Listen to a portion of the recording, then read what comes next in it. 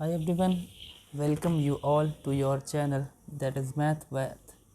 तो इससे पहले की वीडियो में हम लोग ने रोल्स थ्योरम कहाँ एप्लीकेबल होगी, कैसे अप्लाई होगी, उसका प्रूफ पढ़ा था। आज की वीडियो में हम लोग क्या पढ़ने वाले हैं, उसके की फीचर्स क्या हैं, चलिए जान लेते हैं। सबसे पहला तो हम लोग पढ़ने वाले हैं इस की फीचर में कि रोल्स थ्योरम से रिलेटेड जो हमारे एग्जाम्पल्स हैं कि रोल्स थ्योरम कहाँ पर लगेगी, अप्लीकेबल कहाँ पे होगी और कहाँ पे नहीं होगी, उससे रिलेटेड हम लोग टिप्स या बोलो ट्रिक्स सीखेंगे कि जिससे आप देखते ही बता दें, है ना, देखते ही बता दें कि कहाँ पे अप्लीकेबल है और कहाँ पे नहीं। तीसरी क्या चीज़ पढ़ने वाले हैं, तीसरे हम लोग आपकी जो यूनिवर्सिटीज़ में जो क्वेश्चंस आए हुए हैं वो इम्पॉर्टेंट क्वेश्चंस जो हैं आपके जो लास्ट 10 ईयर्स के, मैंने सिर्फ 10 ईयर्स के उठाए हैं फ़िलहाल, तो वैसे जो और भी मुझे लगेगा वो और भी वीडियोस के माध्यम से आपको पहुंचाए जाएंगे। उसके बाद फोर्थ पॉइंट जो मैंने सोच रखा है कराने को, चौथी बात उधार रही, ये बाद में पता चलेगा। So let's go for the walk. चलिए आगे बढ़ते हैं और एक एक करके इन सब चीज़ों को क्लियर करते हैं, और क्लियर ऐसे करना है जैसे क्रिस्टल क्लियर होता है, ठीक है। लेट इस गो। पहला एग्जांपल देखिए, एक क्वेश्चन है कि वेरीफाई करना है हम लोगों को, verify the Rolle's theorem. Question ऐसे ही एग्ज़ाम में भी आपका आएगा, ठीक है। क्या करना है, ये वेरीफाई करना है किसमें, आपको एक फंक्शन दिया होगा f x equals to 10x minus x square in the interval, किस इंटरवल में बात की, इंटरवल में मैंने आपको समझाया हुआ है पिछली वीडियो में कि क्या करना है, ये हमारा क्लोज इंटरवल में बोला है। अब देखिए सॉल्यूशन में हम लोग क्या करने वाले हैं, ध्यान से देखिए। हमारे पास इसके 3 पॉइंट्स थे। पहला कॉन्टीन्यूस होना चाहिए फंक्शन, किस पे, क्लोज इंटरवल पे। फिर डिफरेंशिएबल होना चाहिए इसी इंटरवल के, किस पे, इस इंटरवल के ओपन में डिफरेंशिएबल होना चाहिए। फिर उसके बाद क्या होना चाहिए, आपको जानते हैं एफ ए बराबर एफ बी, एंड पॉइंट पे क्या होना चाहिए, दोनों की लेंथ वाई एक्सिस पे सेम होनी चाहिए। इतना करने के बाद हमें सी मिलेगा, एटलीस्ट एक सी मिलेगा जिस पर f dash c is equal to 0 हो। तो ये पूरा स्टेटमेंट हम लोग को इस्तेमाल भी करना है और यहाँ पे करना भी है। तो चलिए करते हैं। देखिए देखिए क्या लिखना है कि सिंस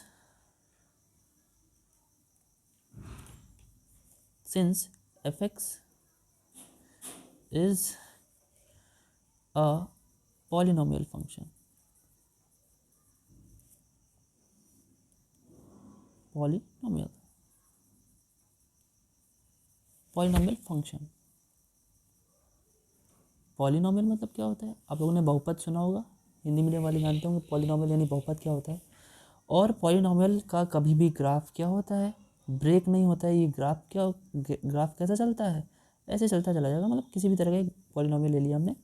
वैसे तो ये पावर 2 है ग्राफ का, एक्स में पावर 2 है, वाई में पावर 1 है। तो ये ग्राफ जा कर के आपका क्या बनेगा, पैराबोला यानी परवलय बनेगा, ठीक है। तो polynomial function, so it will be continuous, ठीक है, continuous in close interval 0 to 10। मतलब पॉलिनोमियल फंक्शन हमेशा कॉन्टिन्यूस होते हैं, ठीक है। अब उसके बाद सेकंड जो पॉइंट है हमारा, वो उसे क्या कहते हैं, डिफरेंशिएबिलिटी चेक करने का, यानी डिफरेंशिएबल है कि नहीं।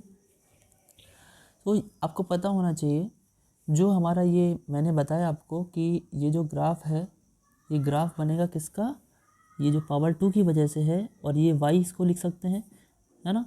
तो ये ग्राफ बनेगा किसका, पैराबोला का। और पैराबोला जो होता है, पैराबोला, ये सिर्फ समझाने के लिए मैं बता रहा हूँ, इसे लिखना नहीं है। पैराबोला का जो ग्राफ होता है वो 4 तरीके का बन सकता है, या तो इस टाइप से, या तो इस टाइप से, मैं एक ही पे बता रहा हूँ, या तो इस टाइप से, या तो इस टाइप से, या तो इस टाइप से, या तो इस टाइप से। और इन चारों में ही कहीं भी इस टाइप का शार्प ऐसा शार्प पॉइंट नहीं मिल रहा है। शार्प अगर पॉइंट मिलता तो ये डिफरेंशिएबल नहीं होता, ठीक। लेकिन ऐसा कुछ नहीं है, ऐसा कुछ भी नहीं है। तो ऐसा कुछ नहीं है, इसका मतलब ऑल्सो हमें ये बात लिखनी होगी, also the function, also the function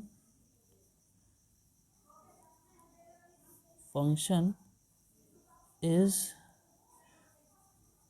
differentiable at नहीं in, क्योंकि at सिर्फ एक पॉइंट के लिए लिखा जाता है और in किसके लिए लिखा जाएगा, इंटरवल के लिए, ओपन इंटरवल। मैंने ये भी बताया ओपन इंटरवल क्यों लिखा हुआ है। अगर आपको यहाँ पे ये नहीं समझ में आ रहा है तो इसके लिए मैं आपको एक लिंक शेयर कर दूंगा, आप उसे पिछले वीडियो से जाके देख लेंगे, ठीक है। तो अब बात आती है इसकी थर्ड पॉइंट की, क्या चेक करने के लिए हमें वो भी शब्द लिखने पड़ेंगे। So there exist at least one, ये स्टेटमेंट है, ये मैं कुछ नया नहीं लिखा रहा हूँ, ये मैंने प्रूफ में भी लिखवाया था।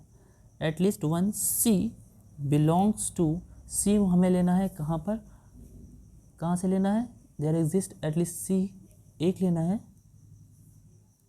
बिलोंग्स टू 0 to 10, ठीक है। फॉर विच,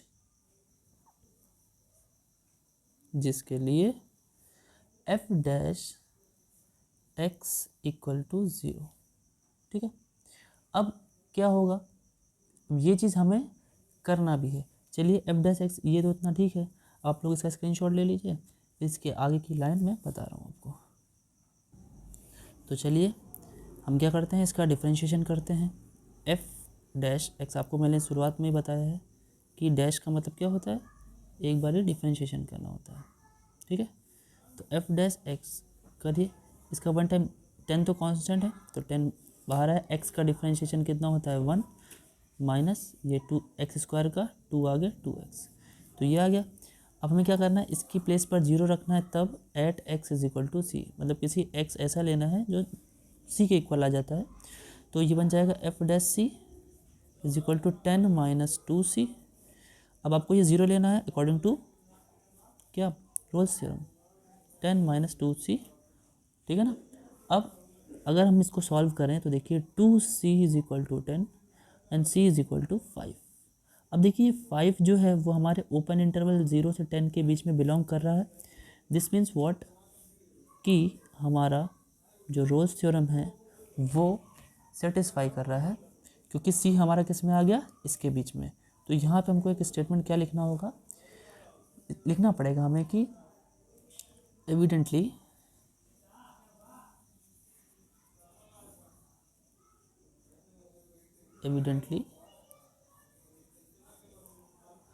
क्या 5 बिलोंग कर रहा है कहाँ पर, 0 से 10 के बीच में, है ना।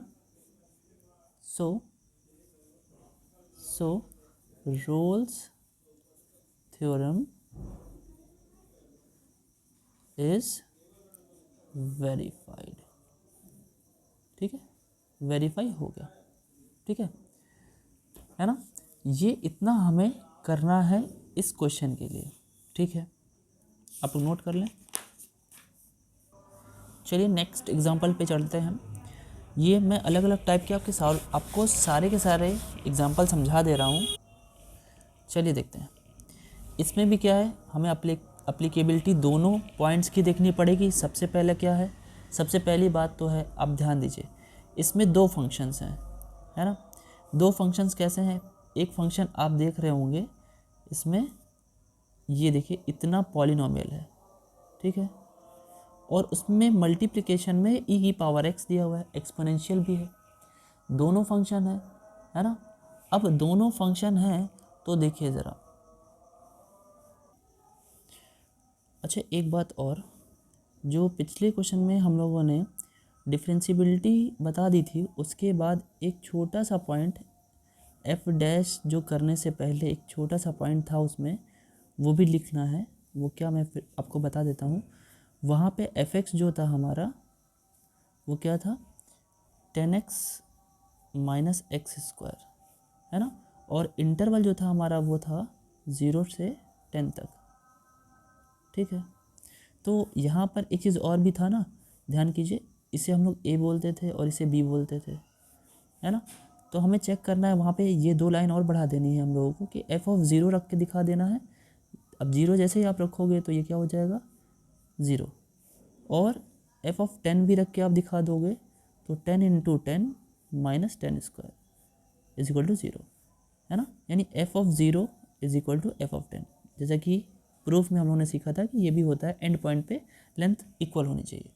तो ये सिर्फ इतना सा पार्ट जो है वहाँ पे रह गया था, आप इतना और ऐड कर लेना, ठीक है। उसके बाद एफ डैश निकालना, ठीक। बाकी हम लोग अगले क्वेश्चन में आगे चलते हैं। चलिए इस क्वेश्चन की तरफ बढ़ते हैं।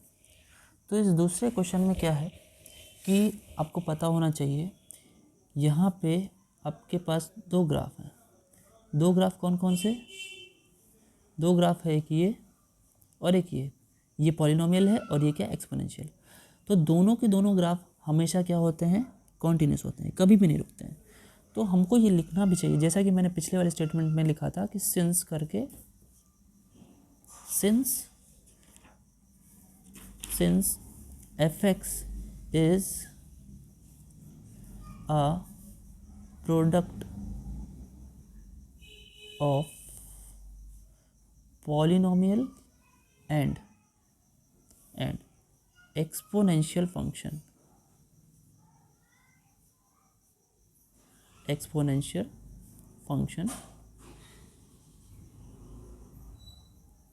hence it will be continuous, and continuous in क्या, continuous in close interval -3 to 1। And मैं देखिए पूरा का पूरा स्टेटमेंट भी लिखवा रहा हूँ और एग्जैक्टली ऐसे ही आपको एग्जाम में लिखना है, ठीक है। And differentiable in open interval -3 to 1, ठीक। देन एक चीज़ और चेक करना है, क्या चेक करना है, आपको पता है ना, एंड पॉइंट पे एफ ऑफ -3 चेक कीजिए ज़रा रख करके, ये वाला एंड पॉइंट और ये वाला एंड पॉइंट दोनों पे चेक करते हैं। तो इसको पुट करते हैं -3 स्क्वायर प्लस 2 टाइम्स -3 और यहाँ पे क्या e to the power -3। Check करते हैं, इसको चेक कीजिए कितना होगा ये 9 -6 -3 e टू द पावर -3, ठीक है। तो ये कितना आएगा, ये अगर आप इसको सॉल्व करेंगे, ये 9 - 6 को सॉल्व करेंगे अगर आप, तो ये क्या हो जाएगा, ये ऑटोमेटिक 0 हो जाएगा, यानी कुल मिला के 0 हो गया। अब आप इसे एफ इज किस पे 1 पे भी चेक कर लीजिए।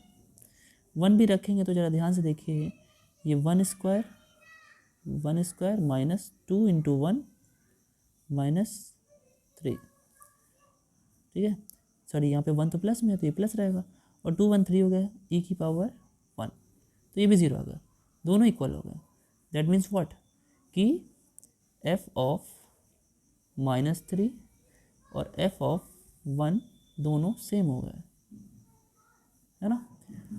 अब इसे नोट कर लीजिए, मैं इरेज करता हूँ फिर से, ठीक है। f ऑफ -3 भी f ऑफ 1 के इक्वल आ गया, ठीक। अब क्या करना है हमें, वही जो इसका लास्ट पॉइंट है, लास्ट पॉइंट क्या है, सिंस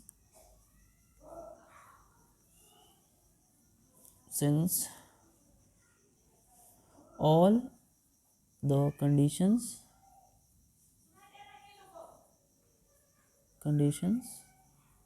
of Rolle's theorem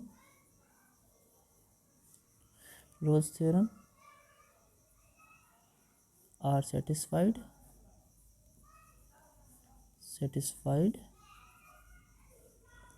हो गया, satisfied हो गया।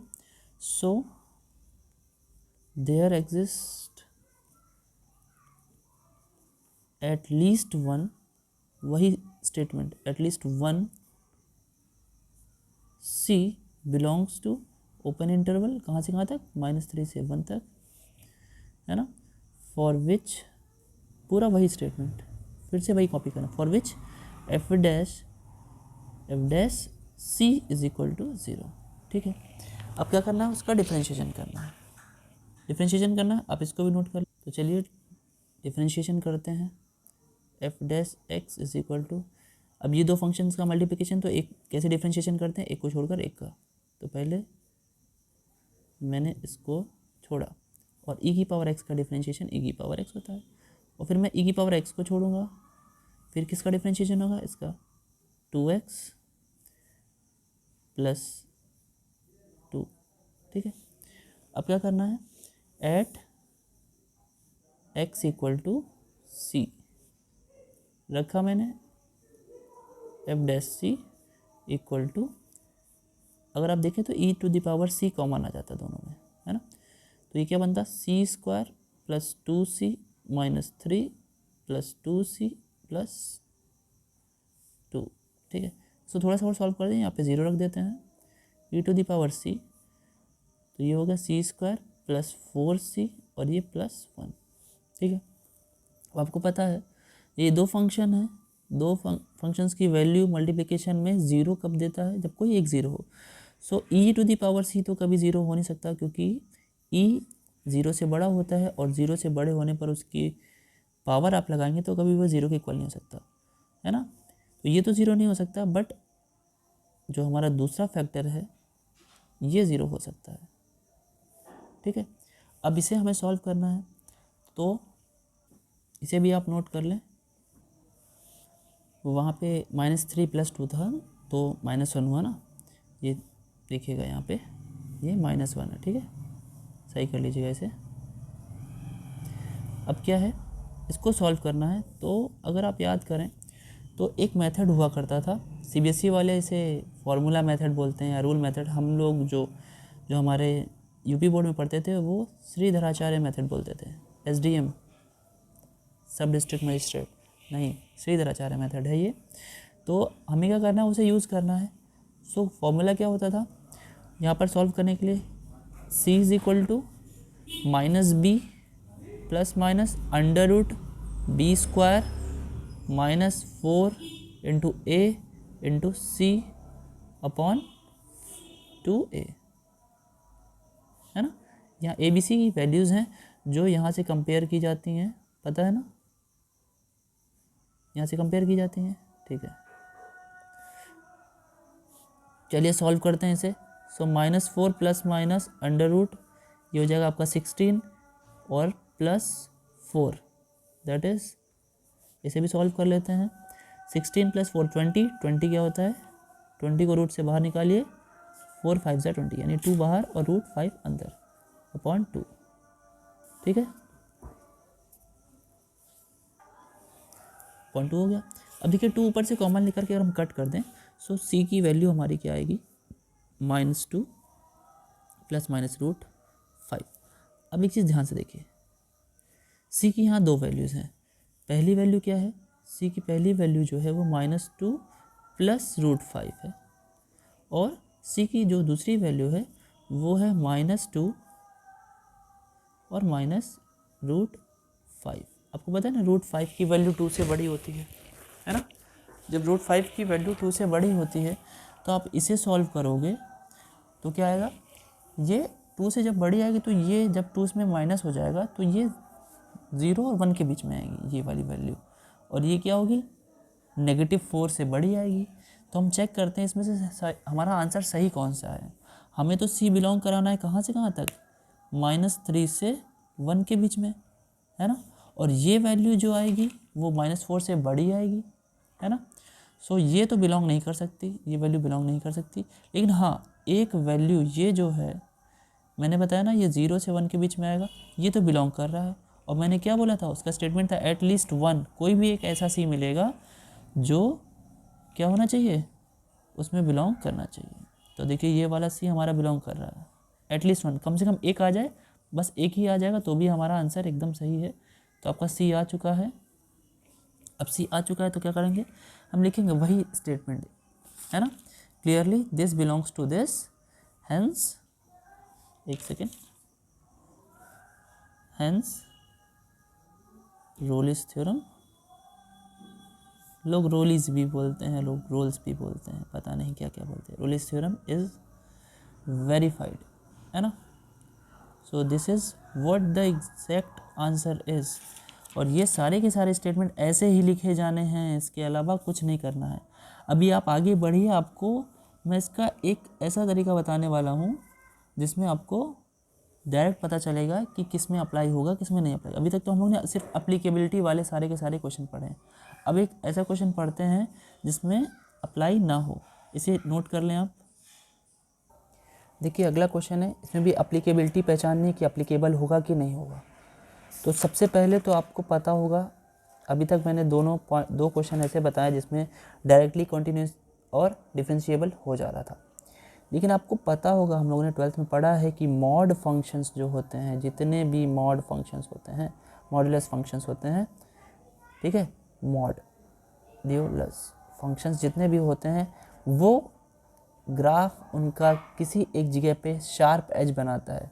जैसे कि इस वाले फंक्शन की बात करें तो इसका जो ग्राफ है कुछ इस प्रकार, ऐसे स्ट्रेट यहाँ पे ऐसे, ये 0 पर शार्प एज बनाता है, शार्प एज। इसकी वजह से ये डिफरेंशिएबल नहीं होता है। तो यानी डिफरेंशिएबल नहीं होगा तो रोल्स थ्योरम की दूसरी शर्त है वो अप्लीकेबल नहीं होगी। हाँ, पहली शर्त अप्लीकेबल है, क्यों? क्योंकि इसका ग्राफ कहीं भी टूटा नहीं है, ये तो चलता चला जा रहा है, इधर भी और इधर भी, ठीक। तो ये बात तो ठीक है। तो हमें करना क्या है, अब सुनते हैं।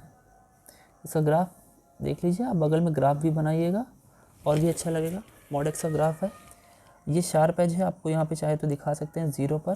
तो लिखना क्या है आपको, देखिए सुनिए, हम लोग ये लिखने वाले हैं, और ये कहाँ पर नहीं होता है, 0 पर। तो लिखते हैं since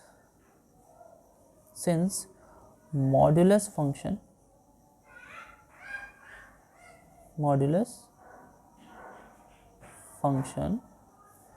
is continuous in close interval -1 to 1, but not differentiable at x is equal to 0। और ये देखिए एक चीज़ और यहाँ पे ध्यान देने वाली बात ये है कि 0 पर तो नहीं हो रहा है, लेकिन ये 0 उसके, ये जो इंटरवल उन्होंने क्वेश्चन में दिया है उसमें मिल भी रहा है। अगर कोई हम ऐसा इंटरवल देते, इसके अलावा कोई दूसरा इंटरवल देते, जैसे मैं कहता कि चलिए 1 to 4 में चेक कीजिए, तब तो ये डिफरेंशिएबल भी होता। क्यों? क्योंकि 1 होता यहाँ पर, 4 होता यहाँ पर, इन दोनों के बीच में तो ये पूरा का पूरा चल रहा है ना, टूटा भी नहीं है और शार्प भी नहीं है ना। तो ये भी ध्यान देने वाली बात है कि वो इंटरवल पे भी डिपेंड करता है। क्यों इंटरवल पर डिपेंड इसलिए करता है, आपने इससे पहले जितने भी एग्जाम्पल्स देखे हैं उसमें हाइट्स भी तो देखी जाती थी, एफ ए बराबर एफ बी भी, तो वो भी एक हमारा पॉइंट होता था जिस पे हमें ध्यान देना होता था। तो ये जो 0 आ रहा है, ये 0 इसमें बिलोंग कर रहा है, ठीक है। तो इस पे क्या होगा, ये डिफरेंशिएबल नहीं होगा, है ना। हेंस क्या होगा, hence Rolle's theorem can not be applicable. Applicable मतलब अप्लाई नहीं हो सकती, ठीक है। एक ये हम लोग ने पढ़ लिया, ठीक है, इसको भी नोट कर लीजिए। हाँ, ग्राफ बनाइएगा, थोड़ा सा यहाँ पे लिख दीजिएगा कि ये 1 है, 2, थोड़ा सा शो कर देंगे, -1 -2, ठीक। चलिए अगला एक और क्वेश्चन आ गया, f(x = 10x in the interval close है 0 से पाई। तो आप देखिए ध्यान से, इसको भी कैसे सॉल्व करते हैं, ठीक है। सबसे पहली बात, 10x अगर आपको मैं याद दिलाऊं तो उसका ग्राफ कुछ ऐसा होता था। 90 पे 10 की वैल्यू कितनी आती है, आपको याद है, π/2 पर हम लोगों की जो वैल्यू आती थी, इसका ग्राफ अगर आप थोड़ा सा मैं याद दिलाऊँ, सिर्फ एक ही टर्म में जितने में वो एक जैसा बिहेव करता है। 1090 की वैल्यू होती है इन्फिनिटी। ये 90 जो दिख रहा है आपको, यहाँ पे इसकी वैल्यू होती थी इन्फिनिटी। तो यहाँ पे कुछ इस तरीके से ऐसे करके ये ऐसे जाता था, ठीक है। ये टच नहीं कराना है हम लोगों को। ये देखिए, ये जो डॉटेड मैंने लाइन दिखाई है आपको, 0 से होते हुए ये हल्के से लगेगा आपको टच होते हुए, लेकिन टच नहीं होना है, ठीक है। तो 90 पे ही जब ये प्लस इन्फिनिटी चला जा रहा है ना, और -90 पे ये क्या हो जा रहा है, माइनस इन्फिनिटी। हालांकि हमें तो चेक तो 0 से पाई में करना है, कोई बात नहीं है।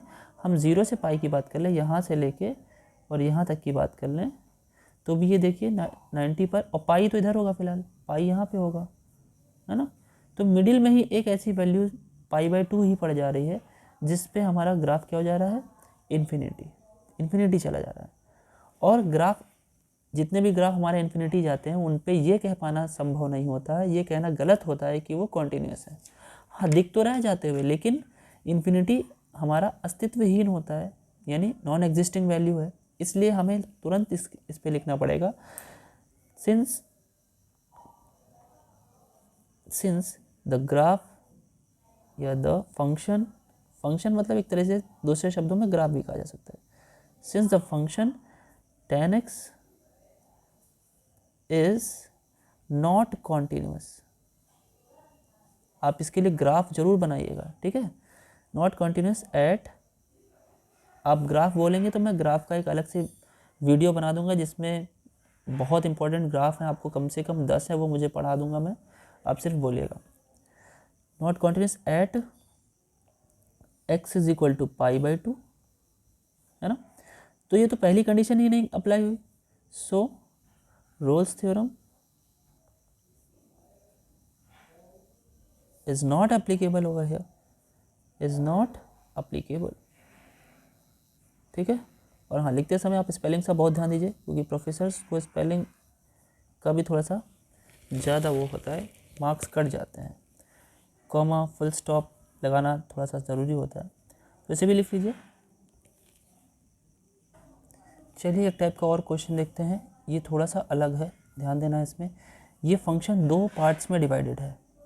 2 पार्ट्स में डिवाइडेड का क्या मतलब है, देखिए फंक्शन की पहली वैल्यू x² + 1 है, वो तब जब हम इंटरवल ले रहे हैं 0 से 1 तक, और f(x) की दूसरा जो फंक्शन वैल्यू है वो 3 - x है, जब हम फंक्शन को 1 से लेकर के 2 तक की ले रहे हैं, 1 को छोड़ करके, ठीक है। तो इसका नाम क्या है, इसको बोलते हैं piecewise function, PIECE, piecewise function. Piecewise function क्या होते हैं, पीस से मतलब ये है कि टुकड़े में है, 2 टुकड़े में है, ठीक है। हमने तो 12th में भी देखा था, बट वहाँ पे नाम नहीं पढ़ने को मिलता था, BSc में हम लोग को पढ़ने को मिलेगा। यहाँ पे भी हमें अप्लीकेबिलिटी चेक करनी है, ठीक। अप्लीकेबिलिटी चेक करने के लिए हमें क्या करना है, चलिए करते हैं वही सेम चीज़। दिक्कत कहाँ पर होती है, ज़्यादातर दिक्कतें हमारे टर्निंग पॉइंट्स पे होती है, ठीक है। टर्निंग पॉइंट्स पे ही दिक्कतें होती हैं। याद कीजिए, हम लोग कंटिन्यूटी डिफरेंशिएबिलिटी पढ़ते थे, तो हम लोग टर्निंग पॉइंट से लेफ़्ट क्यों, अच्छा ये बताइए, कंटिन्यूटी आप चेक करेंगे, जब कंटिन्यूटी आप चेक करेंगे तो ये जो 0 आपको दिख रहा है, क्या ग्राफ 0 के लेफ़्ट में बना हुआ होगा, नहीं। क्या ग्राफ 2 के राइट में बना हुआ मिलेगा, नहीं। तो इन दोनों पे आप चेक नहीं कर सकते, तो आपको चेक किस पे करना होगा, 1 और 1 पे। यानी 1 के, देखिए ये वाला ग्राफ क्या होगा, ये 1 के लेफ़्ट में होगा, ये क्या होगा, 1 के राइट होगा, ठीक है। तो ठीक है, देखते हैं। तो हमें चेक किस पे करना है, चेकिंग एट 1, ठीक है। चलिए देखते हैं। तो देखिए, since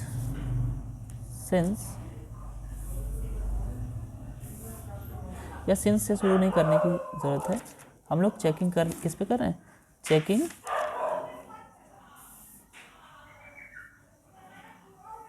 at x is equal to 1। चलिए चेक करते हैं। तो पहले तो हम लोग क्या चेक कर लें, कॉन्टीन्यूटी, कि कॉन्टीन्यूस है या नहीं। तो कॉन्टीन्यूटी चेक करने के लिए तरीका होता था लिमिट, अच्छा यहाँ पे भी आप कहोगे कि ये पॉलिनोमियल है सर, बट पॉलिनोमियल की बात नहीं है। Checking at x is equal to 1, ठीक है। दोनों के दोनों वो थे, बट दोनों पीस वाइज है ना, टुकड़े में, ये अलग फंक्शन है, ये अलग फंक्शन है, हो सकता है कुछ गड़बड़ हो। लेकिन यहाँ पे ये टच तो दोनों करेगा। देखिए ये वाला जो 1 है हमारा, ये 1 जो है 1 पे ये वाला फंक्शन जुड़ा हुआ है और 1 से ये वाला फंक्शन जुड़ा हुआ है, तो यानी ये कभी ब्रेक तो नहीं होगा। तो checking at x is equal to 1, the function क्या होगा इस पर, द फंक्शन इज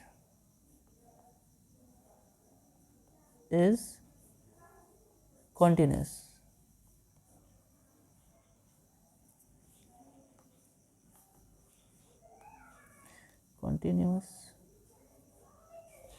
ठीक है। अब चेक करते हैं हम अपना डिफरेंशियबिलिटी। ठीक है, डिफरेंशियबिलिटी चेक करते हैं x इज इक्वल टू 1 पर, तो देखते हैं क्या होता है। चलिए देखते हैं। आपको पता ना लेफ्ट हैंड डेरिवेटिव क्या होता था, लिमिट जो हम लोग 12th में चेक करते थे, है ना, limit h tending to 0 minus क्या होता था, किस वैल्यू पर, 1 minus h minus f of 1 whole upon minus h। इसको सॉल्व करेंगे, 1 माइनस एच आपने पुट किया तो देखिए 1 से लेफ्ट, इसका मतलब क्या होता है 1 से लेफ्ट, तो 1 से लेफ्ट वाला तो ये है ऊपर वाला फंक्शन हमारा, तो आप वहाँ पे रखेंगे तो 1 माइनस एच स्क्वायर माइनस ये प्लस 1 हो गया, और माइनस एफ ऑफ 1 की वैल्यू क्या है, एफ ऑफ 1 की वैल्यू इक्वल में यहीं पे है, देखिए यहाँ पे रखेंगे तो क्या हो जाएगा 1 square plus 1 whole upon minus h. ठीक, अब इसे अगर हम सॉल्व करें तो कितना आएगा, देखिए इसे सॉल्व करते हैं, आप लोग इसे नोट कर लें, देखते हैं। तो अब 1 माइनस 2 जिसे मैंने सॉल्व कर लिया, थोड़ा सा आगे बढ़ाते हैं, 1 माइनस एच होल स्क्वायर उसको सॉल्व कर लेते हैं। ठीक है, सॉल्व करेंगे, देखिए क्या बनेगा, 1 plus H square plus H square minus 2h, और ये 1 माइनस 2 माइनस 1 हो गया, होल अपॉन माइनस एच हो गया, 1 से 1 कैंसिल हो गया। अब ऊपर से h कॉमन लेकर के माइनस एच कॉमन लेंगे, कैंसिल कर देंगे, तो एट लास्ट क्या बचेगा, माइनस एच और प्लस 2। h की वैल्यू 0 जैसे ही पुट करेंगे तो आपकी लेफ्ट हैंड लिमिट सॉल्व हो जाएगी, तो आंसर कितना आएगा 2। ठीक है, लेफ्ट हैंड डेरिवेटिव आपका सॉल्व होगा। चलिए अब राइट हैंड डेरिवेटिव भी सॉल्व करते हैं, अगर ये सेम आता है तो डिफरेंशिएबल होगा, अदरवाइज नहीं होगा। तो लिमिट वही सेम, आप लोग जानते होंगे इसे कैसे करते हैं, 0 प्लस, अब 1 प्लस एच का होल स्क्वायर करेंगे, है ना, प्लस 1।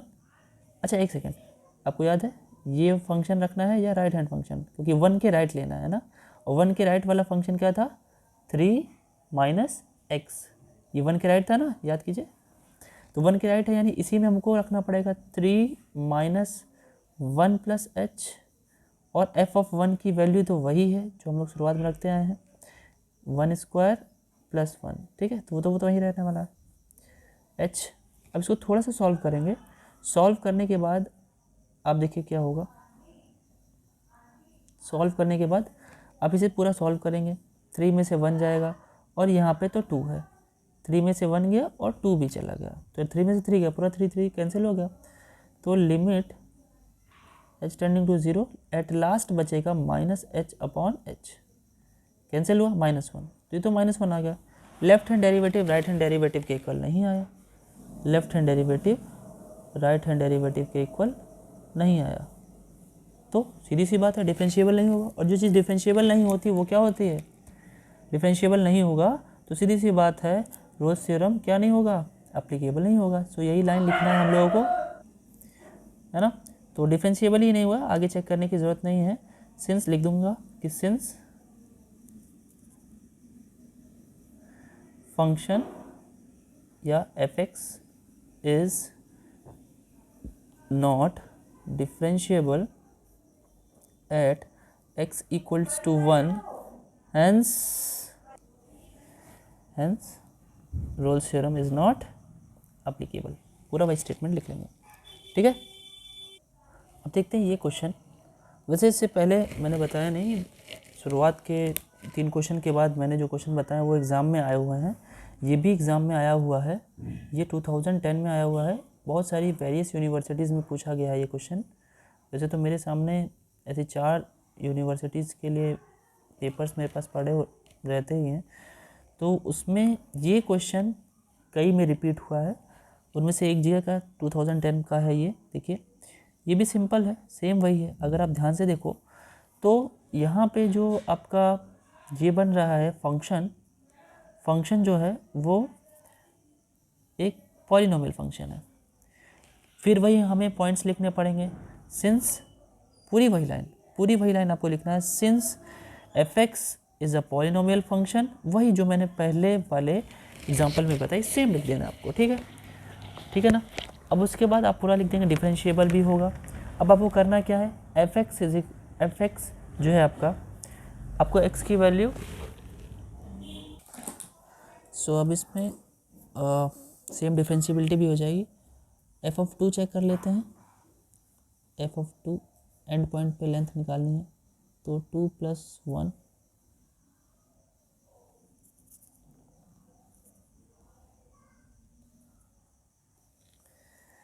2 - 2 और 2 - 3, ये दो एट लास्ट 0 ही आएगा। f(3) आप निकालेंगे तो ये भी कुछ ऐसे 0 ही आएगा। 3 + 1 3 - 2 और 3 - 3 0, लेंथ तो सेम हो गई। f(2) = f(3), so Rolle's theorem is applicable. ठीक है, थ्योरम इज एप्लीकेबल। वही सेम पूरा का पूरा स्टेटमेंट जो पहले एग्जांपल में था। अब क्या करना है, इसको डिफरेंशिएट करना है। इसका मल्टीप्लिकेशन पहले अगर कर लें तो क्या मिलेगा, देखिए। तो मल्टीप्लिकेशन करने के बाद ये आपका बन जाएगा x³ - 6x² - 11x और -6। ठीक है, f डैश करिए तो क्या बन जाएगा 3x²। ठीक, और ये हो जाएगा 12x - 11। अब इसे एट x = c करते हैं, जैसा हर क्वेश्चन में किया। f डैश c क्या बन जाएगा 3c² - 12c - 11, और इसको हम =0 ले लेंगे। =0 लेने के बाद इसे सॉल्व करें तो वही अपना SDM मेथड, श्रीधराचार्य मेथड क्या था, c की वैल्यू क्या आने वाली है -b + -√b²। तो -b करेंगे तो -12 हो गया, + -12 अंडर रूट -12² क्या होगा 144, -4ac क्या होगा +4 132 होल अपॉन 2a यानी 6। सॉल्व करने के बाद ये बनेगा 12 ± अंडर रूट ये 6 4 3 7 और 1 1 2। ठीक है, 6।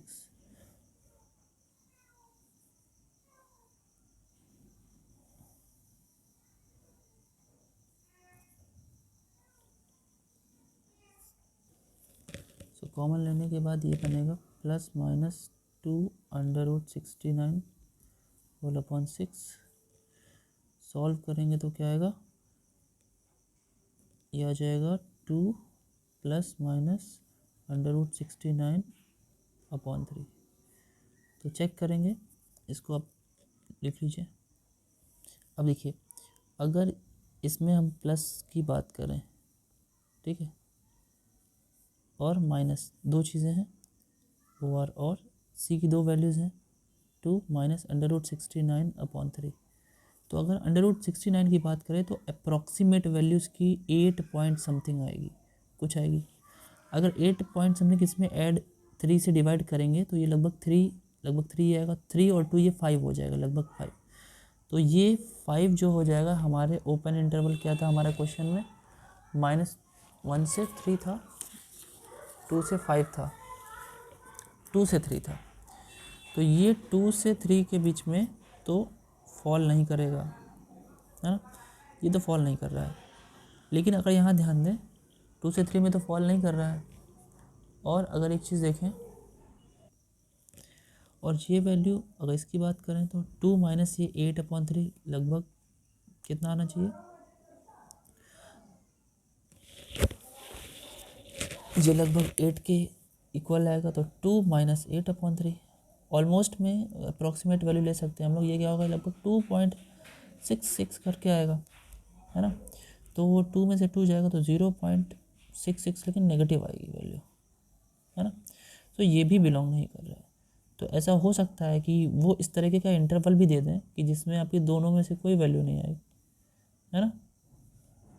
तो क्या करना होगा, इस क्वेश्चन में कुछ वेरिएशन होगा। वेरिएशन उन्हें ये देना चाहिए कि ये जो हमारा फंक्शन दिया हुआ था, इसका जो इंटरवल है, इंटरवल उन्हें इंक्रीज़ या डिक्रीज़ कर देना चाहिए। मे बी इन्हें -1 से ले लेना चाहिए था 3 तक, ठीक है। अगर -1 से 3 तक ले लेते तो ये ज़रूर अप्लीकेबल हो जाता, ठीक। तो चीज़ ध्यान दीजिएगा, क्वेश्चन में मिसप्रिंट भी हो सकता है, तो उसे सुधार करिएगा, आप लोग सही करिएगा। अगर मिसप्रिंट भी होता है तो वो सही हो जाएगा, ठीक है। अब देखिए, ध्यान से सुनिए, जितने भी क्वेश्चन हैं उसमें मैक्सिमम में हमने कॉन्टीन्यूटी और डिफरेंशिएबिलिटी से डायरेक्टली लिख दिया था कि ये कॉन्टीन्यूस या डिफरेंशिएबल है। तो इसके लिए ट्रिक जो मैंने बोला था बताने को, वो ध्यान से सुनते हैं। जितने भी पॉलिनॉमियल फंक्शन हैं वो कॉन्टीन्यूस तो होते ही हैं। डिफरेंशिएबल की बात करें तो केवल डिफरेंशिएबिलिटी पीस वाइज फंक्शन में हमको चेक करनी पड़ती है, जो पीस वाइज फंक्शन मैंने बीच में बताया था, ठीक है। दूसरी बात, जितना भी हमारा ग्राफ है, लाइक साइन का ग्राफ है, कॉस का ग्राफ है, ये हमेशा कॉन्टीन्यूस होते हैं। ये कहीं भी मिले तो आप डायरेक्टली वो वाली लाइन लिख सकते हैं, और डिफरेंशिएबल भी होते हैं, ठीक। इन दोनों ग्राफ के अलावा जितने ग्राफ बचे वो सारे के सारे उन पे हमें चेक करना पड़ता है। जैसे tan को चेक करना पड़ेगा, cot को चेक करना पड़ेगा, क्योंकि ये सारे के सारे वैल्यूज़ कहीं ना कहीं इन्फिनिटी हमें देते हैं। आपको sec को चेक करना पड़ेगा, आपको sin का रेसिप्रोकल यानी cosec को चेक करना पड़ेगा। तो ये सब इन्फिनिटी देते हैं, इन सब पे भी चेक करना पड़ेगा। मॉड फंक्शंस जितने भी होते हैं, जितने भी मॉड फंक्शंस होते हैं वो कॉन्टीन्यूस तो होते हैं लेकिन डिफरेंशिएबल नहीं होते। तो ये कुछ ट्रिक्स हैं, जिनके अलावा तो कोई क्वेश्चन आपके में नहीं आता, इसे ध्यान में रखिएगा आप। बाकी आज के लिए तो इतना ही रखते हैं इस वीडियो में। नेक्स्ट वीडियो में आप इससे रिलेटेड कोई क्या कहते हैं आगे क्वेश्चंस अगर डालते हैं तो वो उसका भी सॉल्यूशन आपको मिलेगा। और रही बात बेसिक की, तो बेसिक की वीडियोस आने वाली है आपकी, थोड़ा सा इश्यू पड़ रहा है। तब तक के लिए बने रहिए आप अपने चैनल पे, और प्लीज़ लाइक ज़रूर करिए एंड कमेंट करिए जैसा आपको लगे, and share them, and don't forget to subscribe as well. Okay.